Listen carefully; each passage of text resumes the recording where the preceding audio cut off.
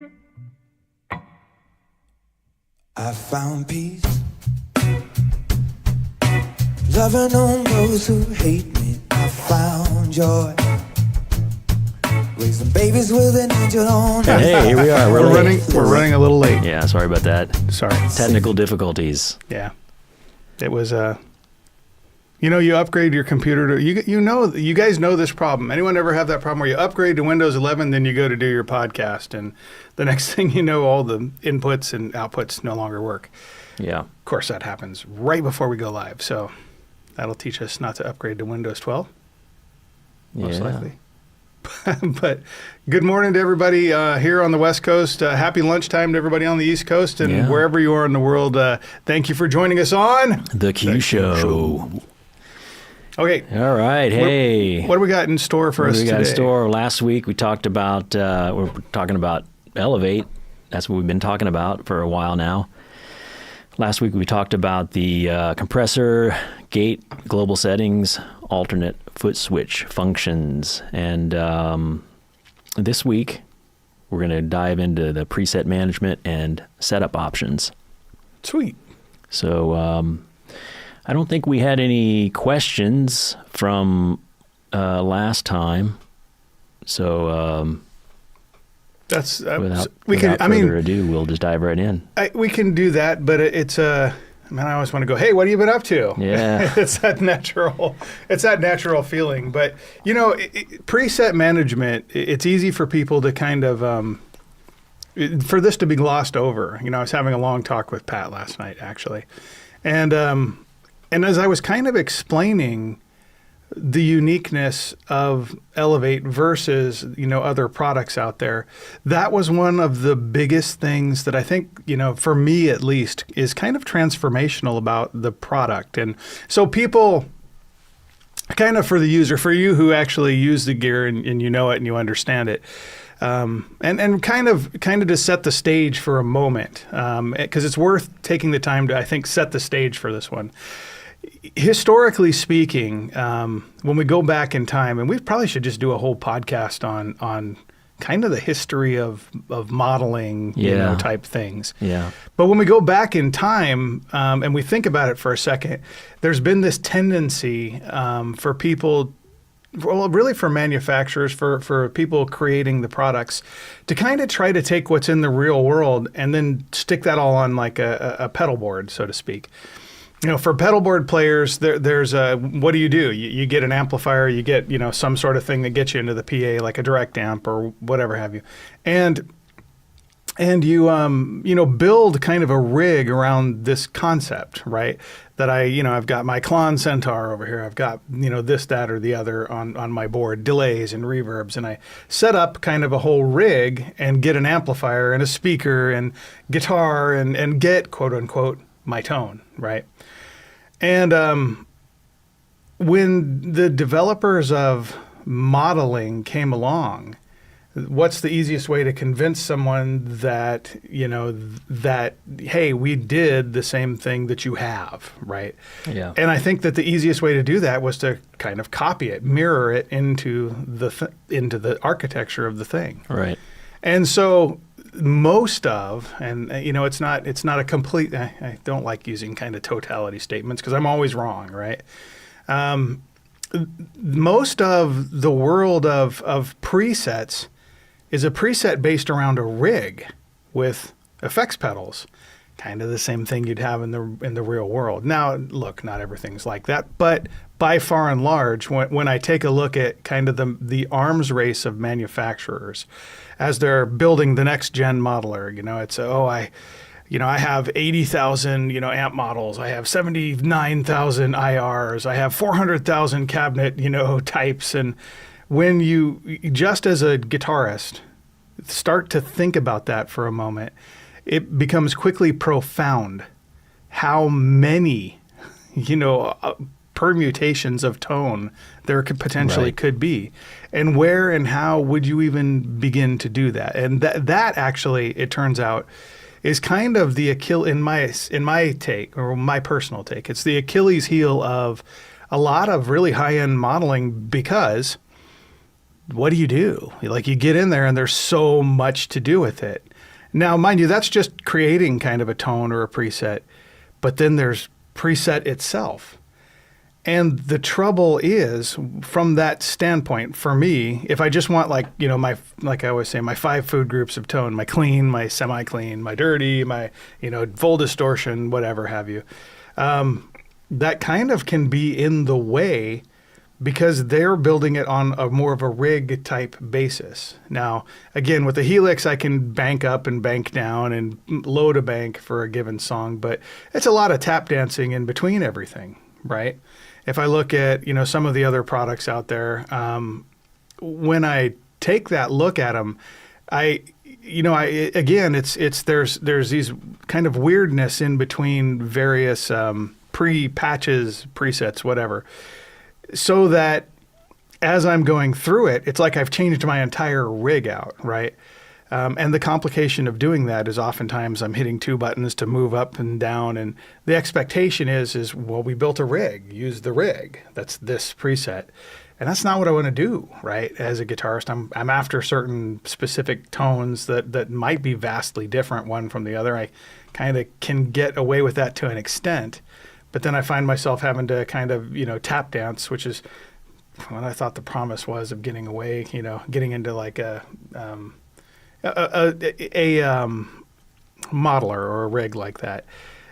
So, you know, it's not to say it's unusable. You can always find something that works. I'll make something work if I have to. And I think most, you know, guitarists are of that ilk, you know, on the downbeat, you got to play. So just play, even if it's not what you know, do the best you can. But, you know, that I think is kind of one of the kind of clever things about Elevate is that it went in a different direction. It didn't build a rig. It let you craft a sound specifically for a song, right? And the ease of doing that and just building that preset out is one thing, but the ability to take that now and just throw that up as a set list is more natural for, you know, it was a gear shift for me, to be honest with you. That was actually a little bit tough for me because my tendency was want to do what the world has already done, not realizing there could be a better way, right? Yeah. And now that I've, you know, 100 presets later, now I'm going, I would never go back to that. It's so complicated. It's so difficult to use, if that makes sense, you know? Yeah. So it's you know, like I say, it's worth a conversation around the setup because of the simplicity of it. And I don't think that anyone can really look at a unit and understand that. Right. That's actually tough. Right. Yeah. I mean, a lot of people are just going to assume that it's another modeler. Yeah. Which it isn't. And we should totally dive into this in a future live stream because there are multiple layers of things to talk about here, and we can easily fill up an hour talking about it. I could tell you my story about this and my thoughts and opinions. Regarding modeling. Okay. Now he's making me want to ask now, but we got a lot to cover today. We should totally do that in a future. All right, we'll schedule that one. Yeah. Oh, and I should say, everybody, if you have questions, it's okay. Ask them now because later on, if you didn't ask them, we might forget by the time we get to the next episode. Yeah. Although Brian's pretty good about, you know, figuring all that out. I'm not. So. All right. So preset management. Okay. So when we say preset management, we're talking about this group, this row of buttons at the top here, where this will allow you to perform multiple functions to manage your presets and lists.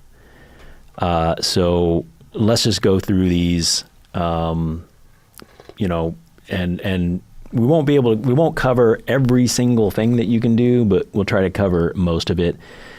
Some of it is, you know, certain things are similar to other things, you know, right. Like renaming a list is just like renaming a preset. So we're not going to do every single thing, but we'll try to hit all of the major things that you will be doing when you use this. Okay.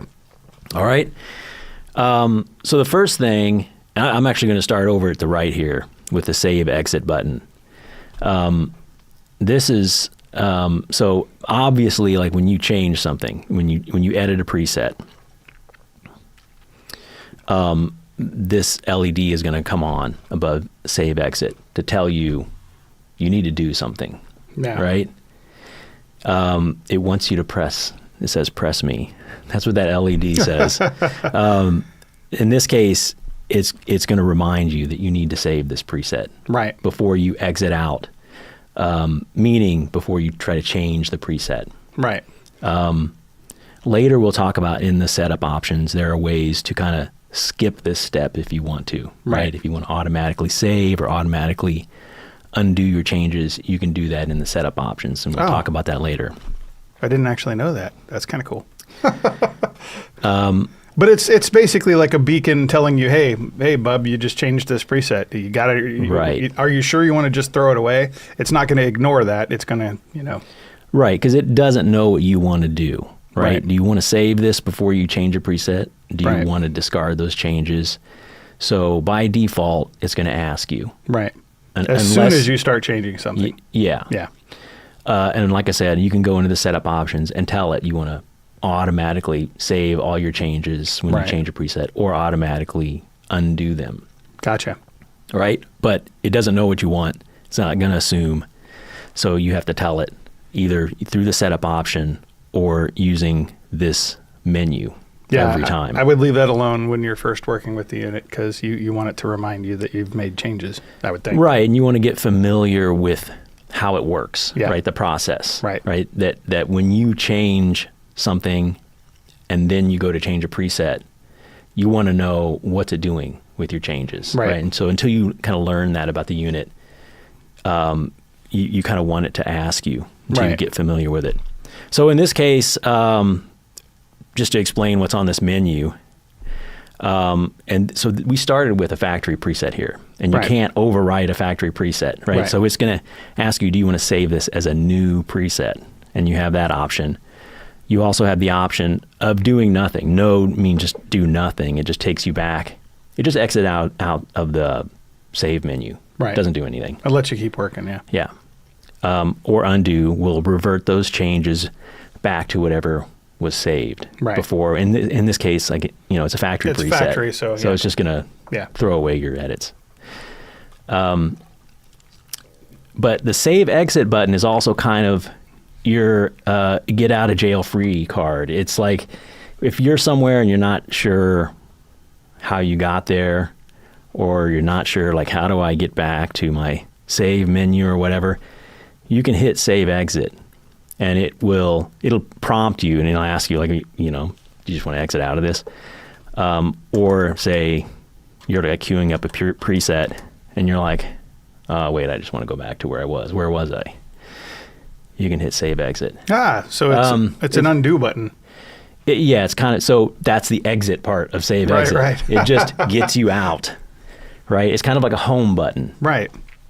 And it works from most states. Like not every single state.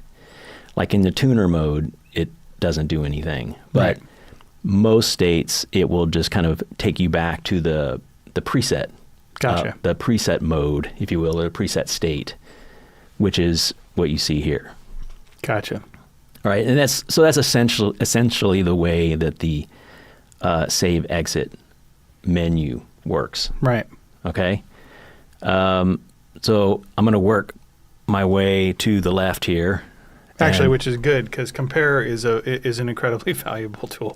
yeah. So let's go ahead and make an edit here. So I just enable the compressor, and so now you'll see again save exit LED lights to alert you that you made a change. And anytime you make a change, if you want to compare that to what was saved previously, Right.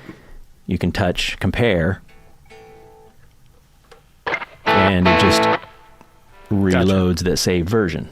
Gotcha. Okay. So as you're working and you're changing it, say you want to change a factory preset and you've massively increased the gain, compare just takes you back Yeah. to where it was before you started. Right. Gotcha. Now, when you're in compare mode, it's going to lock out certain functions. You can, go into your parameters and kind of see what they were set at in the saved version. But if you try to do something like change a preset, it's going to remind you. You have compare active, so don't do that. Yeah. You've got to exit out of compare mode first. So again, it's just tapping or touching the compare button toggles that mode. Right. Let's do something where, I'm just going to turn that off. Let's go into something where you can see a parameter. So let's turn up the gain here. And again, save exit LED lights to tell you that you changed something. You can touch compare and it will show you the value as well as load that saved preset so you can both see the difference and hear the difference. Right. Gotcha. Okay. So fairly intuitive. So I'm just going to back out my changes.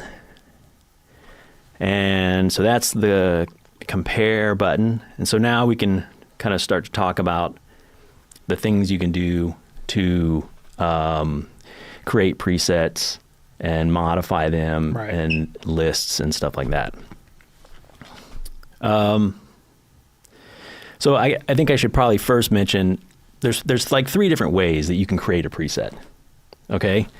The first way is you just create a new preset from scratch. Right. It's kind of a blank preset. So let's do that first. So you would press new copy. Here you have options.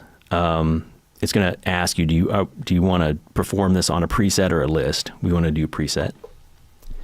And your options here are new and copy. So we're going to say new preset. And then here's probably the most tedious part of doing this. At least from the, At least from this user interface. It's easier from the web interface. The web app. So we're just going to have to put in a name here. And while I do this, Chris can entertain you with his guitar playing.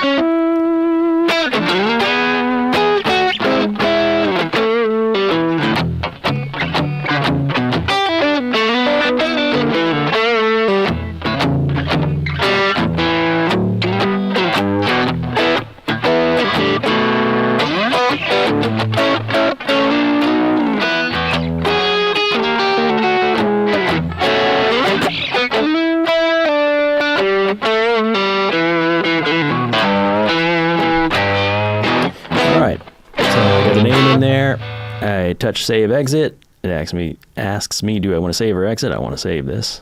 And there it is. I got a new preset. Almost everything's off except for the gate and the cab. So let's go ahead and just put some stuff in here. Change the gate to humbucker mode. Cab is unfocused. That's fine. Let's enable the gain and give it a little gain. Pick a gain mode there. Add a tiny bit of compression. All right. Fine. It's fine for now. Let's save that. Touch save exit. Select OK, and there's the new preset. So that's how to do it from scratch. That's about as easy as it gets. Yeah. But you get 2 other ways you can do it. The other way is you just copy an existing preset and use that as your starting point. So let's pick Purple Haze, press new copy. We're doing this on a preset and select copy. We're copying from the existing preset, but here you can change this if you want to start from something else. But let's say, we're going to copy Purple Haze, and then it automatically put a 1 behind it. Yeah, so preset and list names have to be unique. So it treats it like a file on your computer, Right. Every file name has to be different. Can't have 2 files named the same thing in a folder. Got it. Right. So it will automatically append a number to make it unique. Right. If it already has a number, it will increment that number. So the next one would be Purple Haze 2 and Purple Haze 3. And Yeah, gotcha. So you can change it here if you want, but I'm just going to leave it at Purple Haze 1. Touch save exit and press the knob to save that. And so now we have a copy of Purple Haze. It's called Purple Haze 1. Exactly the same thing as the factory preset, but with a 1 on it. Yeah, so now it's in a user preset and you can edit it. Gotcha. So you can use that as your starting point and So that's the second way to create a new preset. Just copy it. Yeah. Yeah. So third way, say you're in a preset.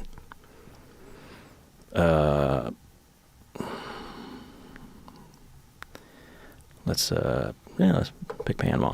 And then you start editing it. And then you're thinking, crap, I forgot to make a copy of that. I'm I wanna thinking, save crap, this. I picked up the wrong guitar. That's okay.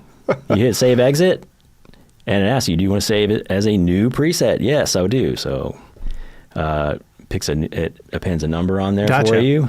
Save. So the simple act of just changing, if you just don't like the way that the factory preset sounded and you start changing it, it's basically creating you a new custom preset Right. for yourself at that point. Yeah, cool. Right. So it's similar from a user preset. If you're in a user preset and you start editing it, I don't know. Let's just turn this off. I hit save. And here you have a new option. So the menu's a little different with starting from a user preset. Right. It's the same thing. Right. Right. It just gives you an option to save this as new. And here, see it made it a Automatically, 2 yeah. now. Okay. Save. All right. So those are the 3 ways to create a new preset. Very cool. A lot of options. Let's go back to, I kind of like how it's aimed at making you more creative. yeah. It's trying to make you make your own stuff right from the beginning. Right. So let's go back to the preset that I created from scratch. And I went in and just picked a couple things and saved it. And it saves it to the A variant. Okay? Right. The B variant is still going to be Blank. essentially blank. I mean, it's got a cab, but that's it. Right. Right? So let's say you want your B to be the same as the A, but maybe a little more gain or a little more level. Right. Well, you can import the A into the B and then use that as your starting point. So you don't Gotcha. have to recreate the whole thing. So you select the variant that you want to import into and then touch new copy. Scroll over to import this to this preset's B. Right. And it'll automatically, if you start with A, it'll say A here. If you start with B, it'll say It's B. whichever preset bank you're in. Yeah. Gotcha. And here you can import from any preset. Interesting. Right. You can start at any place, any preset A or B, you can import into this Gotcha. So you B. just pick one, but it went with the Yeah, one that see. we were working up already. It starts with where defaults. you were. Yeah. So we want to import from this preset's A. And so here's where you select A or B. In this case, it's not going to let you select B because you're importing into the B. Well, yeah, that would make sense. But if you select a different preset, you have that selection. Correct. Overwrite, yes. And there it is. So now you have that in the B. And so maybe you just want to give it a little more gain and a little level boost or something. Save that. Okay.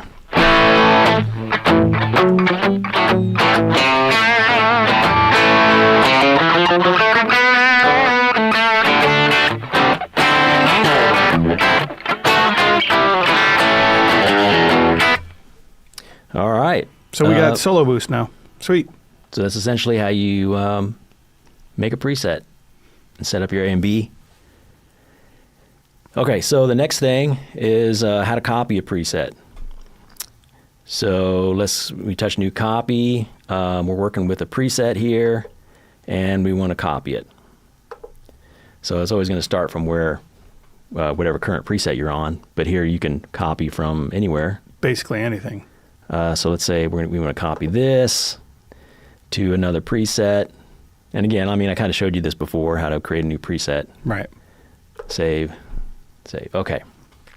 And it incremented by one as Yeah. advertised. So you can copy lists as well. And when you do, it'll copy all the references in that list. Right. It's the same procedure as just copying a preset. Gotcha. So I don't need to show you that. But now I want to show you how to create a list. Since we're talking about lists, so you touch new copy, select list, and then select new. And now we got to give it a name. Again, the tedious part. Can your list be the same name as a patch? Yes, Oh, but okay. list names need to be unique from one another. From one another, yeah. Yeah. Same as a preset. Gotcha. Some programs, they, no matter what the disparate thing is named, it has to be different. That's why I ask. Yeah, it treats presets and lists differently. Gotcha. Let's call this QShow list.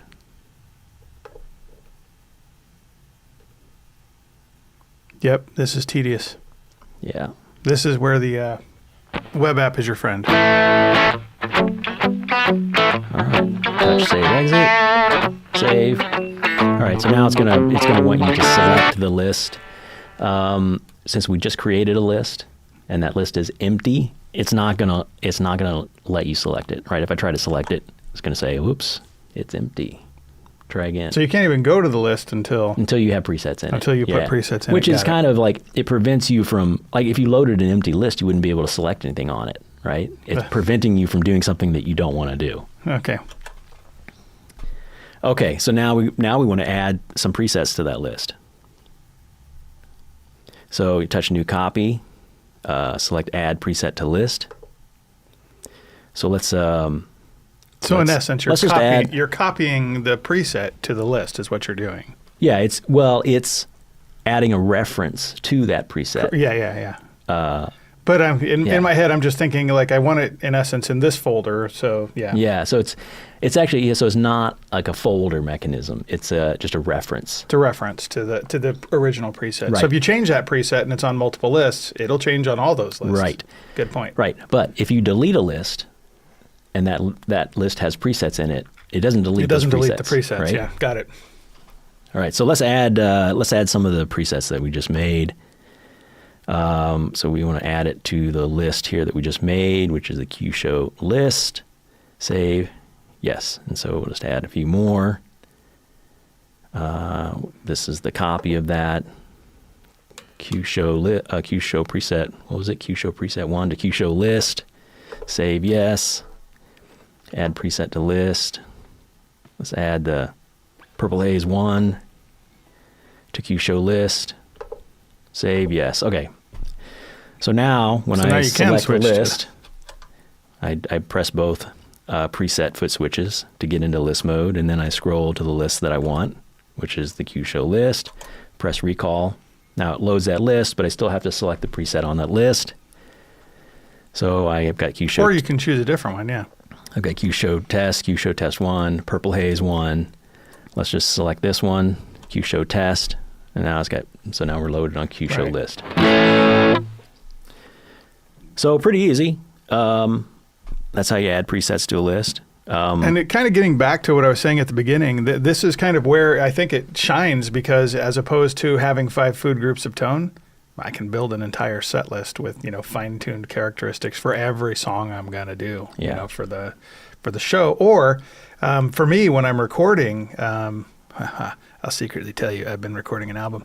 And all the presets all exist. So for every tone that I put on the thing, I could program this and hand it off to someone else to play or for myself and just be able to dial up a set list and play the entire album without having to go in and make any sacrifices in tone at all because all the presets still exist, which is pretty cool actually. So. All right.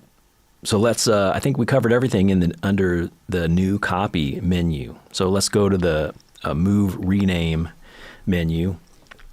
So first thing that we're going to do is rename a preset. So you touch move rename. Here you can select preset or list. We're just going to rename a list. So we select rename a preset. So we're going to select preset. And now you can select whether you want to move it or rename it. I'm assuming move means relative to the list that you're on. Yes, and we'll get to that. Okay, so okay. you can move. I'll stop. you can move. Yeah, you can move presets I'm getting on ahead. lists and also within the all presets list. So let's rename a preset here. Select that. So now you'll select the preset that you want to rename. Now, you cannot rename factory presets, and you can't delete factory presets, right? So it's not going to show you factory presets here because you can't rename them. So that's why it's starting at 100, and it's just showing you user presets. So it's only showing you the ones you can rename. Yeah. Gotcha.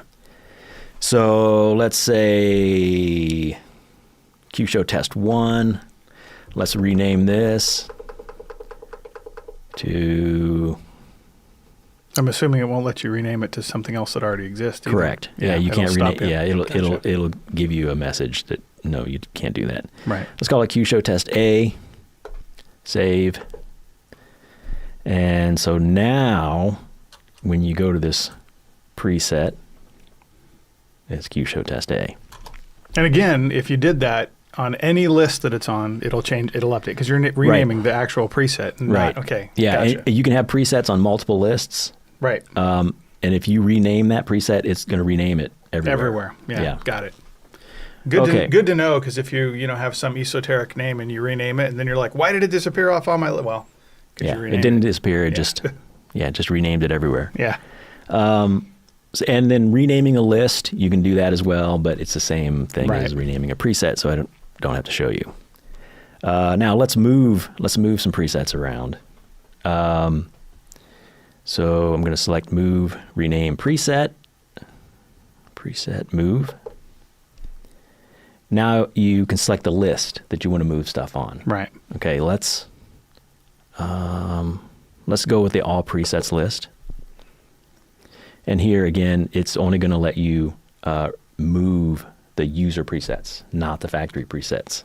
Okay, so you select which preset you want to move. Let's move this QShow test A. And then it gives you a little arrow showing you where in the list you are, where you're going to move it to, okay? Well, that's cool. I want to move it after just QShow test. So now it'll be between QShow test and Purple Haze 1. For you guys with singers that decide at the last second to redo your set list, there you go. Yep. You don't have to tap dance. All right, so we save that. And if we go back to the all presets list, now, see it goes QShow test A, and then Purple Haze 1. Put it where we told it to put it. But it only moved it on that list. Only on that list, right. I know I keep beating the dead horse on that, but, for people that, aren't used to the idea of a list, who's not used to the idea of a list? But it's useful to know that then you can reorganize, presets on other lists. So if you're in 3 or 4 bands, as some people are or whatnot, it's only doing that list relative to that thing. So right. And yeah, we showed it on the all presets list, but you can move stuff on your user lists. It's exactly the same process. Gotcha. Okay. Now, let's say you want to remove a preset from a list. Then we're going to move over to the delete, remove. Right? This is where you can start doing some damage, but it will warn you before you do anything destructive. Okay. So we want to remove a preset from a list. We're going to select that, and then it asks you which list. We want to pick the QShow list. And now you select which preset you want to remove. Let's remove the QShow test A. And here it's going to make you press the save, touch the save button. So you can't accidentally double click there. Right. And oops. Right. It makes you move over. That's good. You got to press save, and you have to select yes. That's good. And now it's off of that list. So if we go back to that list, now it's just those 2 presets on that list. Gotcha. Okay. And again, you can do all this. You'll be able to do all this on the web app as well. So that it's in some respects a little bit easier actually, because Okay. So let's go back to. I'm just going to go back to the all presets list. That one's just good to know, because if you're out looking for presets and you can't seem to find them, that's probably because you're on the wrong list. Yeah, if you can't find something, it's always going to be on the all presets list. Yeah, it will always be there, yeah. Yeah. All right, so how do you delete a preset? Now, if you delete a preset, it's going to delete it off of all the lists too. Gotcha. Okay, just 'Cause automatically. Again, it's a reference. It's not an actual preset that's copied in one place and copied in Right. another. It's one preset that's in multiple lists. Right. So Gotcha. it'll actually go through and check all the lists. If it's on that list, it'll delete it off that list. Right? Gotcha. So you won't have like an empty slot or something on Right. your list. So to delete a preset, you touch delete remove, and then you select delete preset from system. Select the preset that you want to delete. Let's delete Panama 2. And again, you have to go over and touch the save exit button to as part of the confirmation process, and then select yes when it asks, are you sure? And so now that Panama 2 preset is gone. And again, if that was on any lists, it's going to be gone off those lists too. Right. So I kind of get the idea why there's like two things on each, on most buttons: new, copy, move, rename, delete, remove, because it really depends on what you're trying to accomplish. So Yeah, it's nesting some of those things. So when you have common functions that can be done on either a preset or a list, we could have just made those all separate things. Right. Right. But then it makes the menu longer, like more stuff to scroll through. Right. So it's just a little bit quicker as you're trying to get to what you want. Right. Since typically most people are going to be working a lot with the presets. Right. Then and these menus will always go back to the last thing that you were doing, the last selection you made. Right. Because you're likely to be going through doing it multiple times. Right. So if you're doing the same thing over and over and over, then it's just you go into that menu and click, click, click, click. And It's you can already get to there it. for you. Yeah. You Gotcha. get to it faster. So the last thing I want to show you is how to delete a list. So we're going to delete the QShow list that I just made. So you touch delete remove, select delete list from system, and you can't delete the all presets list. It won't let you do that. Right. And then the example faves is the example list that comes preloaded, Right. which is just a user list, so you can delete that if you want. But we're going to delete the QShow list. So touch the knob, and then press save exit. Are you sure? Select yes. And then now that list is no more. gone. So now you've just got all presets in the example phase. It's a factory pack there. Yeah. So that is pretty much everything in the preset management. Right. So we got through it pretty quick, I think. I mean, it's fairly straightforward. Yeah. It's if I were building, a set list, as I said, it seems to me relatively easy. So just create myself a new set list. And in this case, I just have factory presets at the moment. But, even for somebody, as I was kind of saying earlier, who wants those 5 food groups of tone, you can build up something like that and make that your list that you've selected, and boom, you can have it your way that way too. Mm-hmm. So it kind of lives in both lands. But as I was saying, that the power of having that kind of easily editable set list, even when you're, last moment, we're going to take that song out of the set list. Well, you can just move it to the end of the set list, or just delete it from the set list that you're creating. Right. Pretty easily on the spot. Yeah. And or if things get reordered, you can reorder it so that literally your next song's there, and then you recall the preset with the A button there. Yeah.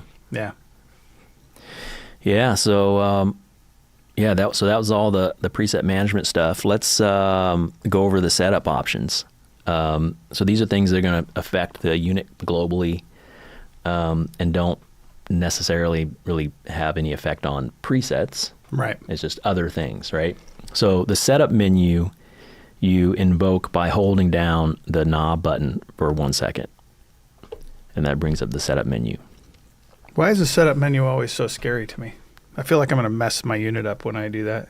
I don't know. It's pretty hard to mess up. Like, one thing you should be aware of is there's no confirmation. Like when you change something, when you change something, it's just it'll change it and then it saves it. Right. So there's no other like save function or anything. But there's not a whole lot of stuff in here, and the only things that can kind of get you into trouble, it is going to make you. It's going to warn you. It's going to make you go through an extra confirmation step. Yeah. Okay.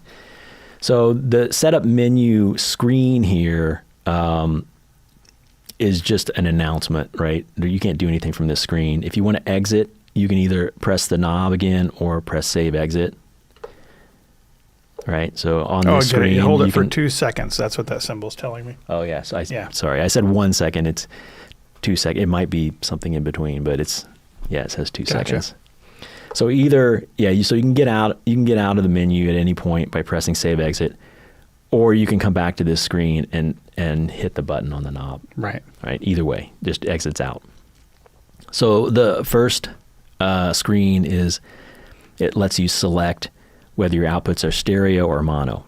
Now, on these options where there's only two options, just pressing the knob while you're on that screen will toggle between those two options. In this case, when it's mono, both outputs will just have the same signal on it. Boy, that worked. So there you can hear it. Mono does a mono sum of the two channels, and then just sends it to both outputs. You want to use it as dual mono. The next option here is selects if the cab block is going to be if the line outputs are going to be before or after the cab block. And the line outputs are the 1/4 inch jacks on the back. 1/4 inch and the XLRs. Because those are essentially hardwired together. Gotcha. Okay. Okay. The headphone output is always after the cab block, right? Oh yeah, you would want that because you have headphones on. You're not Headphones running through are a cab. Exactly. Yeah. Right. But on the line outputs, you can select whether you want those before or after the cab. So if you're running to a guitar amp or powered guitar cab or something like that, right? Then you would want to change this to before cab.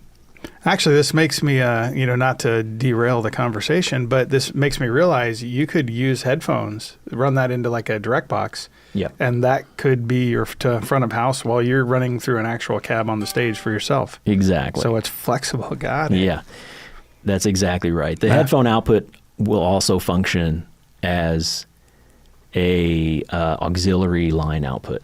And you can adjust your purpose. level separately for that. So, wow. Right. Okay. Yeah. Very cool. So if you're running to a guitar cab, you don't need to go through and turn the cab block off on all your presets. Right. You just come into here and select this to before cab, and then you're done. Okay. Gotcha. Next option or next screen here is the selects the USB audio output. You can select between a stereo output. Stereo output's the normal, right? So it just sends the stereo outputs onto the two channels that go to your PC or smartphone if you have it plugged into a smartphone. You can change that to where the two channels are the input and a mono-summed output. So if you wanted to record, what's actually coming out of it, and at the same time record the dry signal, you can do that for reamping or whatever. Yeah. Right. Yeah, it's for reamping. Gotcha. And then if you just want to use the mono output for something, you have that on the other channel. Right. So kind of convenient for some use cases. The next screen is Jam Link. We need to have like a big echo sound. Jam Link. So just to remind everyone, what the heck is Jam Link? That's the wireless audio input. Yeah. And it is Bluetooth compatible. So it shows up in your Bluetooth devices on your smartphone. That's where you find it. And so when I enable this, and I don't know if you can see this. There's a side camera, but I don't know if it's on or not. There's a little blue LED that comes on the side. And if you don't have something paired, it just blinks. So if you're not using it, you should just disable it because you don't want somebody coming in and pairing to it. Yeah. Especially during a live show. Note to self. And the other thing is if you've paired your phone to it, which, you should pair your phone to it. Because actually, like if you're just playing backing tracks or something like that, right? This is lossless, if I recall. Well, so. it's not lossless because all codecs, well, Bluetooth compatible codecs have some amount of loss, but they're high quality. So it uses a high quality codec. Right. And not the, what's it called? The SBC? Yeah, I think it's SBC is the default codec, which is fine for voice quality, but not so good for music. Yeah. But if you're playing to backing tracks, kind of to jump back into where I was headed with this, make sure your phone isn't turned on. You don't receive calls. Yeah. You'll get a ring. Yeah. It's a good idea to keep it off unless you're using it. But while we're talking about Jamlink and codecs, so the codec is chosen by the device that's transmitting, okay? Now, Elevate still supports the SBC codec, which is the default codec, because everybody has to support that. But Apple devices also have the AAC codec, which is a high-quality codec, and Elevate supports that. And then some or most Windows devices support the aptX codec, which is another high-quality codec, and Elevate supports that. So those are the two high-quality codecs that Elevate supports. So depending on what device you have transmitting to it, it usually is going to use one of those. Which is fantastic if you want to rehearse late at night, and you can just plug your phone in and go. Yeah. And the audio quality is, it sounds great, I think. Yeah. I can definitely hear the difference. Oh, yeah. Compared to like the SBC codec. Oh, yeah. Yeah. Yep. Okay, so if Jamlink's disabled, you're not going to see the next couple of screens because they apply to Jamlink. Only to Jamlink, got it. But since it's enabled, these will show up now. So the next one just shows you the name of this device that's going to show up in your music Can playing you edit device. that? You cannot edit it. Okay, so it is what it is. It is what it is, but it is unique. Got it. Okay, so if you have two Elevates or more, in the same space, then they will show up as different devices. Gotcha. And so if you have two Elevates showing up on your device and you're like not sure which one's yours, you can just find it here in the setup screen. And so, the reason that we don't allow you to change this is because we don't want people changing it to the same name, right? If you have two of them. Well, yeah, where would you be then? Yeah. Yeah. All right. Next screen is, so this is just an option that allows you to disconnect whatever device is currently connected. Okay, so if someone connects to your Elevate and you don't want them connected, you can come in here Boot them off. Press the knob when you're on the screen, and it will disconnect. And so I don't know if you can see on the side here now the blue LED is blinking, meaning that it's no longer paired to a device. The other time you might want to use this is if it's just for whatever reason your streaming device makes it inconvenient to disconnect the device. This just allows you another way to do that. All right, so the next, actually I'm going to go back and I'm going to disable the Jamlink. Okay, and then the next screen here selects the MIDI channel that Elevate will listen to. By default, it's on Omni, meaning it listens to all channels. It will respond to messages on all channels. Yep. But you can select, channels 1 through 16, or you can just turn it off if for some reason you want to just not have it respond to anything. Or you might use it in multiple rigs. I know this one fella, Frank, what's up? Who has all manner of things, but he might want to use it sometimes with the rig and not have it control that particular thing. So you can, that's a useful feature. It could be a useful feature. All right, the next setup option here is, okay, so we talked about this earlier. What happens when you change a preset and you have edits on your current preset. This is where you select what you. Man, I feel like this is the dangerous one here. Well, Once you get used to it and you know what you're doing, that maybe not so much, but yeah. man, you really want to walk through as when you're early on kind of coming to the unit and learning what it does. You really want it to rudely interrupt what you're doing so you know there's, Right. hey, you're committing like something to memory here. Right. Before you do that, are you sure? Yeah. Well, and that's why by default, from the factory, this is going to be set to ask. Right. Right. So it's always going to ask you at first. But once you get to a point where you get kind of annoyed by it always asking you, then if you want to change it, well, now you know. Now you know what's happening, and you can change it if you want. Right.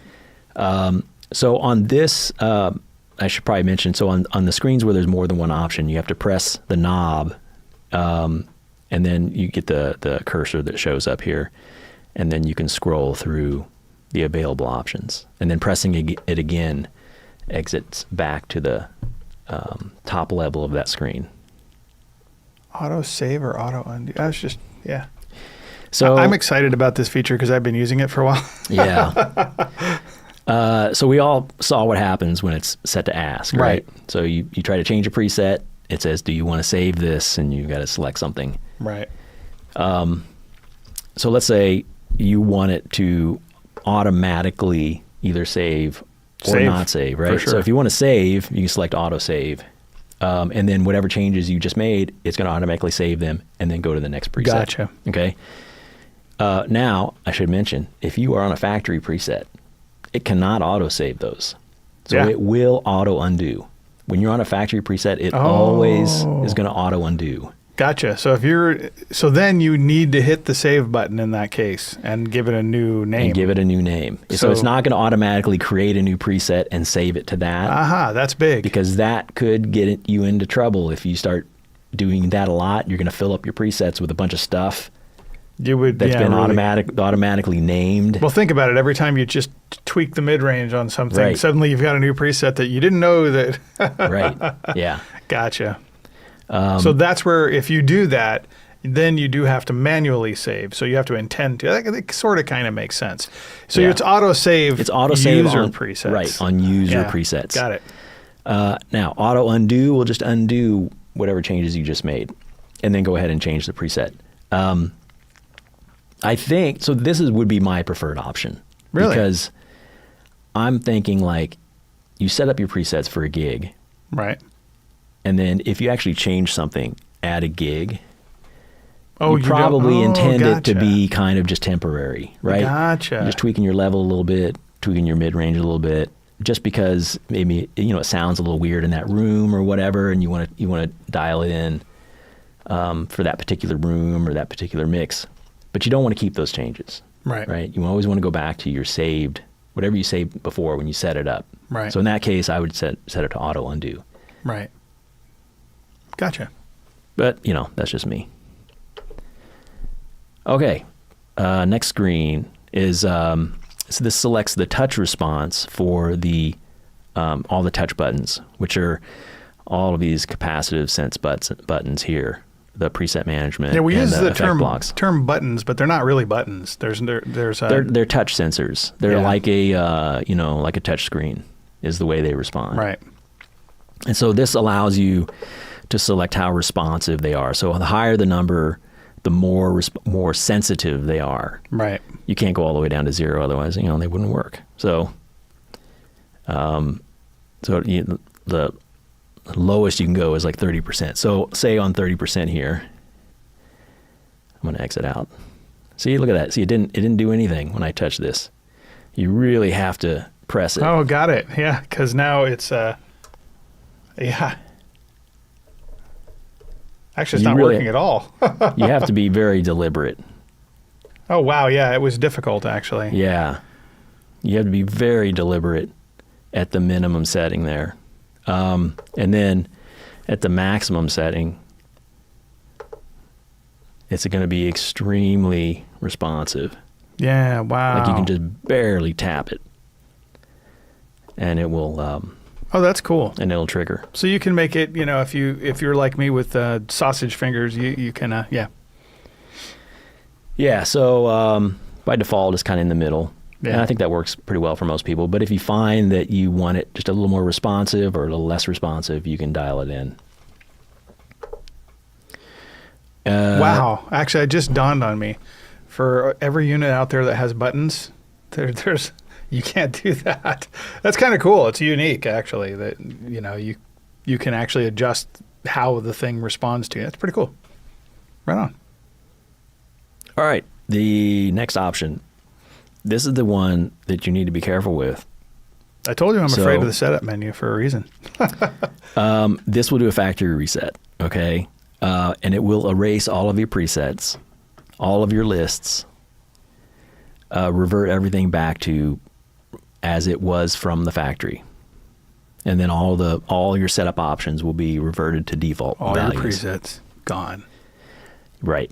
So be very careful when you use this, right? Because it does not save your presets. So now, you would want to save your presets before you... you would want to back it up using the web app. You Yeah. know, make sure you get your presets and lists backed up. Right.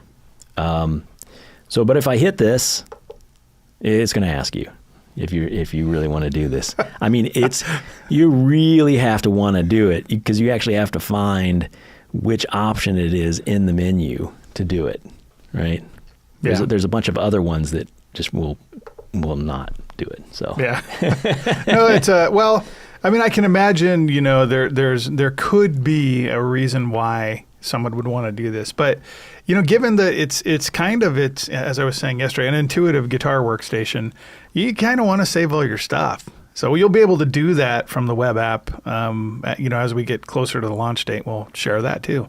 But to the point, if there were some like corruption in firmware or something and you needed to like update it and kind of start all over again, or, I don't know how that could happen, but if it did, it's still an option for you. So you can still kind of get back. Or if you're like me and you spend the first month, diving in and making a bunch of nonsense and you're like, I don't really want to go delete all these presets. I'd rather just start over because I know what I'm doing now. yeah. That's where it could be kind of handy because it wipes the whole unit and you start over afresh. Yeah. Or if you're going to sell it or give it to a friend or something. Yeah, you don't want them stealing your tones. Right, exactly. Yeah. And then I think this is the last screen. Yeah, it just shows you the firmware version number just for your information. Cool. It also shows up in the web app. So, and that's it. That's everything in the setup options. We did it. I think we've covered pretty much everything. I can't think of anything. Yeah. What about global? Did we ever do global? We did. Yeah, okay. Yeah, we talked about global. I don't know. Does anybody...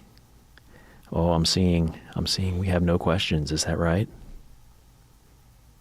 I have a sneaking suspicion because this is an information thing. So let's just talk about drama so we can get people to have, what was it on the gear page? Everyone was saying, hey, you don't like IRs.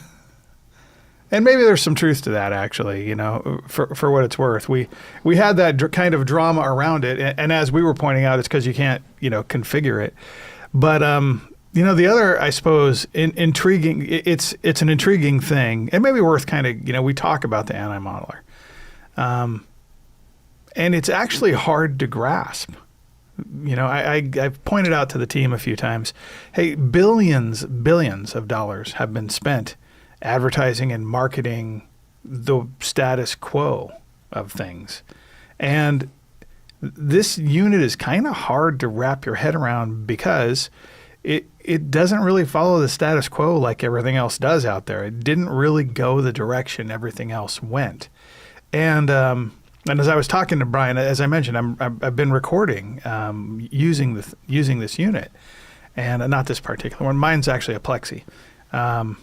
I joke, but I'll have to bring it in and show you what I've actually, was building on the presets and whatnot. It's one of the original prototype units, and it has like a little plexiglass, a faceplate to it where the actual switches are. But, one of the things, I realized was you reach over and you kind of utilize the thing to craft a tone. You know, I was kind of having a long talk with Pat last night and just explaining, because, you know, the easy analogy that someone could, you know, throw at it, and we were having that conversation, is it has four wheels and it has an engine. It's a car, right? And he's like, okay, so this has four wheels and it's electric and has magic, like, you know, steering on it. It's still a car. And I'm like, no, I don't agree. And we had a long talk, and it was actually, you know, a kind of a cool moment, because the aha hit.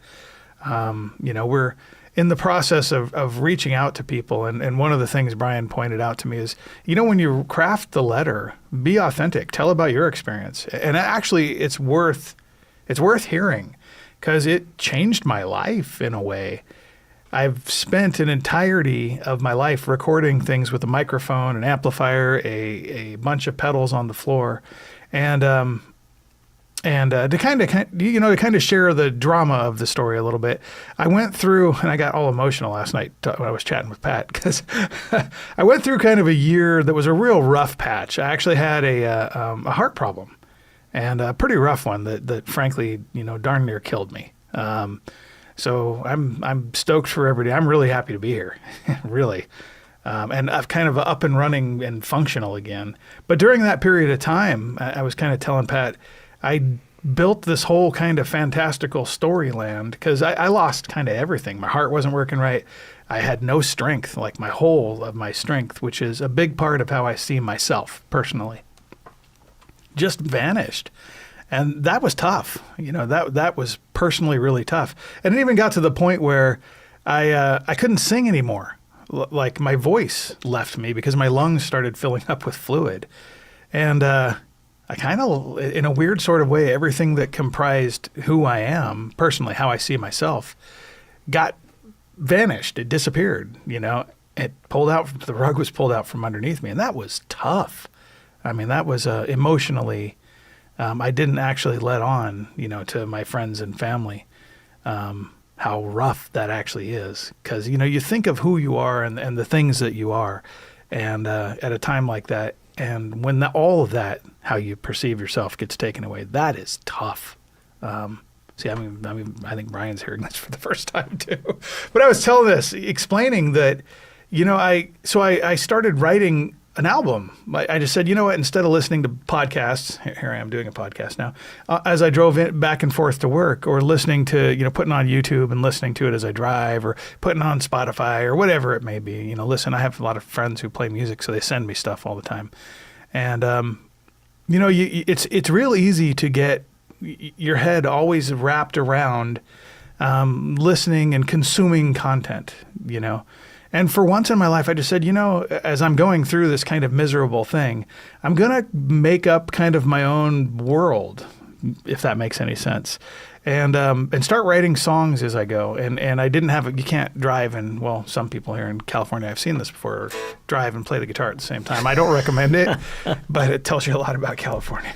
I'm always picking on California, but you know, so I, you know, would tap on the dash and just sing songs. Well, I wound up writing a whole album doing this, and you know, one night in the backyard, I tap on the table and sing it, and you know, my wife says to me, "Man, you know, that's actually pretty good, man." So it got me inspired, and this is a time, you know, where we were kind of getting ready for NAMM, and I was in there building presets all the time, and so I'd, you know, work during the day, but at night, because we have a relatively nice studio that we, you know, you can get things done with. At night, I would go in and just start taking those musings as I was kind of cruising down the road and start recording them. And, you know, I couldn't really sing them, to be honest with you, because like I said, my lungs were filling up with fluid. But, you know, it kind of rescued me in a way, because suddenly I was able to just reach over with my left hand and dial in the tone I wanted almost instantly. And I was explaining to Pat, I've never had that before. That actually kind of gave me something, a place that I still could, you know, I still could go, a thing that I still could do, you know, in the state that I was in. And, you know, music, you know, my whole life has been something that has carried me, you know. my mother used to listen to me play the piano, this old piano that I had rebuilt as a kid. She'd say, when you run out of words, then you go sit down at the piano and it comes out. And that's always been the case for me. But I haven't, when I discovered piano, there's chords, there's structure to this.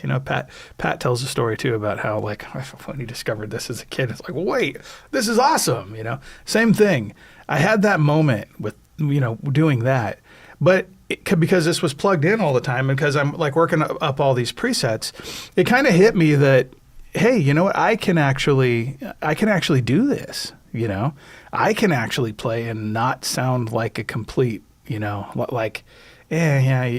nice, Chris. I actually recorded. I'm like, dude, these are pretty good.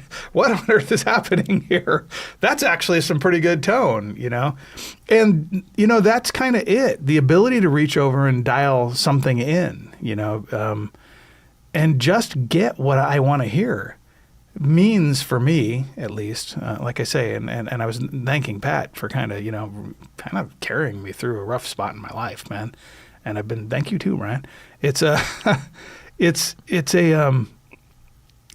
of those things where it rescued me, from despair, because for me, what was I going to do, at that point in time? Lay there and die? I mean, it's kind of all my options really at that point. And I've never been up against that wall before. That was tough. And we get kind of lost in gear sometimes and what gear does. In what do we call it? Gear acquisition syndrome. I have gas, right? Yeah. But man, sometimes we forget the humanity actually that goes on in music, the beauty that it creates. It's bridged more cultural divides, racial divides. It's put people together. I can honestly say it saved my life, in a weird sort of way, because it kept me wanting to do something. And it kept me wanting to get up and fight harder and win, Fortunately, I'm happy to tell you, everybody, that I'm all good. I had a fantastic doctor that came through for me, and now I'm back to 150%. I was telling everybody, you guys are going to miss me when I did everything half-heartedly. You're going to miss that, Chris. But that's the thing that I think is kind of missing in the whole thing, and it's we think about gear so much, but it's the creativity that it inspires that I could never have done without it. I've tried to use, a lot of the, honestly, rather complicated devices that are out there, to do digital things. And either I'm just not too thrilled with how it sounds in the first place. I'm not inspired, A. And B, I don't really want to have to download software onto my computer, update the firmware, learn to navigate the system for doing this. For the first time in my life, I'm 5 seconds away from tone. Whatever sound I want to get, I can get it on this thing in moments. And it was going through that process of building presets that I started to go, I can have anything I want, which opened it up, and before you knew it, I'm actually recording stuff and going, hey, this doesn't totally suck.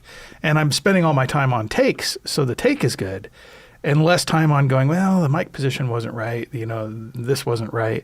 I mean, I have all the equipment to do that, but it was the first time ever that I started to kind of get my sound, what I want to hear, right? Mm-hmm. I've spent a lifetime sounding like everybody else, as a lot of us have. But there was, and we were talking about this the other day, and it finally hit me why I actually like it so much. And it wasn't what I thought. It wasn't because it was easy to dial in. It doesn't sound like anything else out there.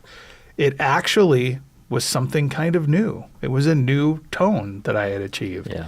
And that's one of the things that I think that, for the average person watching, you can get a little bit lost, and we're going to dive more into it because we have to, but I think we're going to at the point where we have to kind of wrap this up. But you can dive into, or it's kind of easy, as I always like to say, it's easy to pick on, a product and go, oh, this doesn't that. It's difficult for people to see the years of effort and design that go into something. But the thing that's impossible for anyone to see or know is the power of having something new. actually. It may just surprise you. It surprised me. Like if you'd walked into my office, I would have said, and All About Worship Guitar chimed in and said, "That's an amazing." That's true. It's a true story. For my friends here that watched me go through that fire, it was tough. But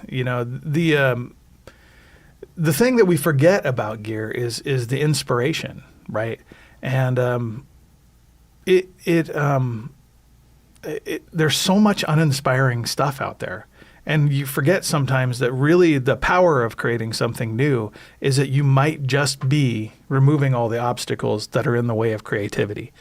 And it's such a temptation in the world of gear to just go out and go, I have 70,000 more IRs. Well, that's great.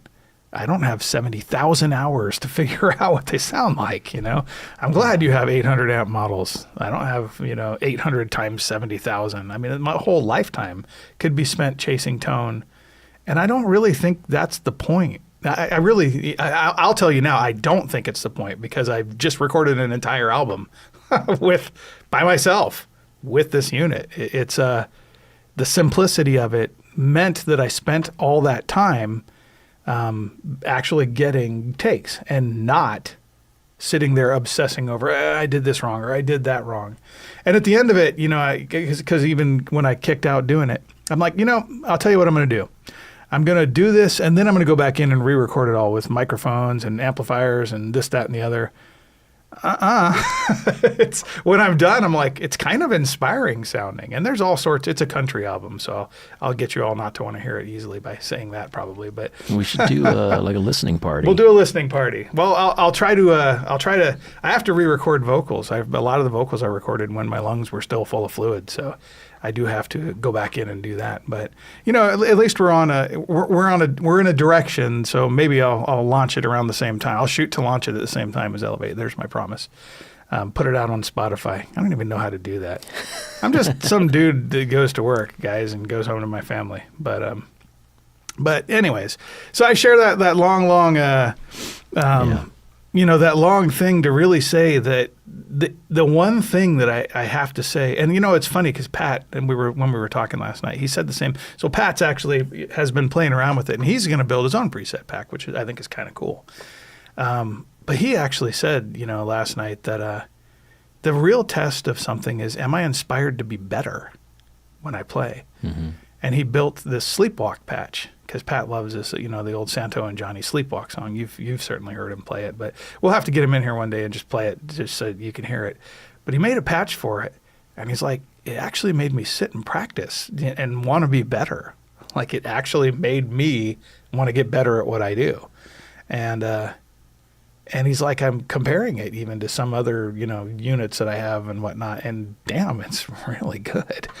And I got to say, it was a bit of an amazing thing. So, for folks that it's easy, really easy, for people to go, oh, it's another modeler, and we can easily go, it's the anti-modeler, and of course we're going to say that. Of course we're going to, I'll try to say this or say that, but on a visceral, personal, emotional level, the one thing I have to, say is I have never in my life been so inspired to play, partly because of the simplicity of just plugging into something on my desk, partly because it's making sounds I've never been able to get before. A lot of the presets that are in the thing, that as we were going through that process, I couldn't believe some of them. There were days when and I'm I forget which was that song, the John Mayer thing. And it's like, this can't actually do it exactly. Oh yeah, I don't remember. I don't remember the song, but it's that one. I know which one you're talking about. Yeah, but I actually made a preset, and I went, okay, look, I'm admitting right up front, it's not perfect, but bigger than my body. That's what it was. Yeah. And because he uses that weird harmonizer or arpeggiator pedal that we don't actually have, but I was able to get something so close and arpeggiate it by playing it that I'm like, check this out. I can't believe it, right?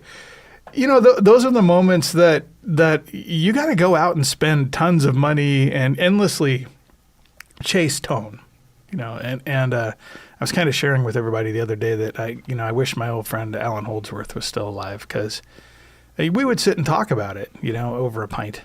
And if you're talking with Alan, it was always over a pint. But sweet soul that he is and was, I wish, and I was telling everybody that in the meeting, I wish he could have seen this, because this is his dream, actually, of being able to dial in his sound, something unique. And that, I got to say, it's easy to gloss over gear. It's easy to look at, I'm sorry, I've been on a long diatribe today, but I've been all emotional lately.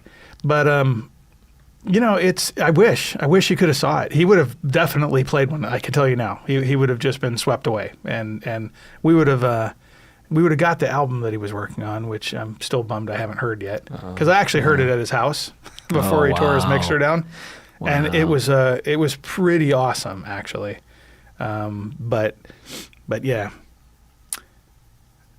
So all that being said, now that I made everybody cry, which is not the goal. I'm telling you this to say, man, get inspired. This thing will give you tones you've never had before, and this isn't an elevator pitch. I recorded a whole album. I didn't set out this year to record a whole album. It inspired me to do it. And because I can get the tones I want in 2 seconds, it's so easy. Vernon Reed, when he came by and I made that Rush preset patch in the Airstream at NAMM, it's so easy that why would you not do it? Which just reminded me I need to send him one of these. But well, you have a very inspirational story, and thank you for sharing that. Yeah, of course, man. I held it all in because it's a scary thing, and I'm not the only person that has gone. In fact, the funny thing is, as I've been sharing this with other musicians, sometimes I hear like, I've had 5 quadruple bypass surgeries. I'm like going, oh my gosh. Wow. And you're still playing and you're still lugging gear around. You go, It's music at the end of the day is one of the most inspirational things. And I think that's kind of one of the things that we forget. For people who are philanthropic, sometimes I always, sometimes I generally will try to remind them, being philanthropic, it's not that you gave money or that you gave something away. What you did is you created millions of little miracles that actually happen, where the wires in the brain connect and the creativity is unleashed, and that inspiration goes on to, redefine sometimes an entire generation, We forget that sometimes with music. That's the same thing. It's one thing for it to rescue us personally, but man, it goes on and it makes for fun. It makes for excitement. It makes for happiness. It brings people together. So get out there, be inspired. I can't encourage people enough. We definitely need more music. When the whole world got locked down during COVID, the guitar and guitar-related equipment went up 35%. It hasn't happened since the days of the Beatles. And why? Because as soon as everybody's closed off and alone, the first thing you reach for is a guitar. The first thing you reach for is that piano. Yeah. And it's because it's what my mom said at the end of the day. She's right. When you run out of words, you sit down and play. And then your soul comes out. It's a different language. Yeah. There are times when I'd come home and I'll tell you one last story and then I'll shut up because I'm just going on and on.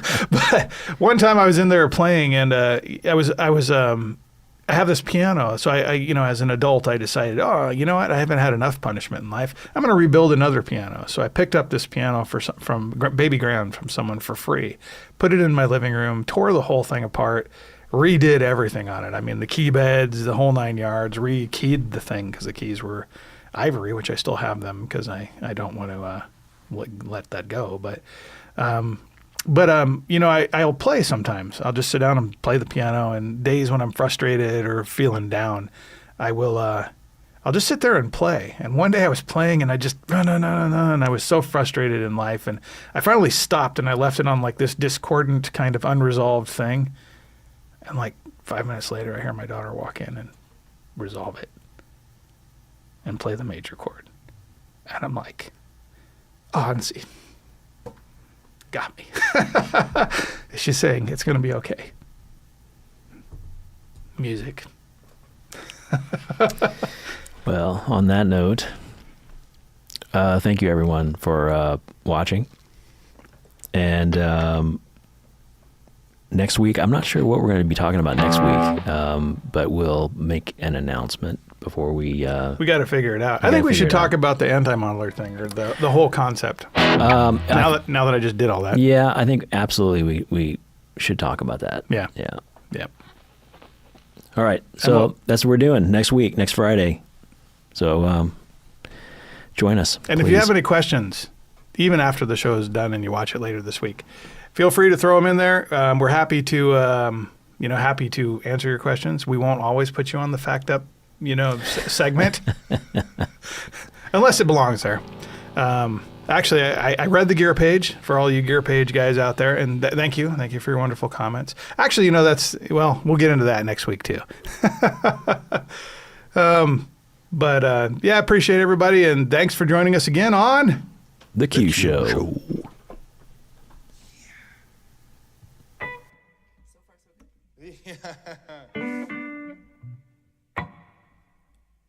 I found peace,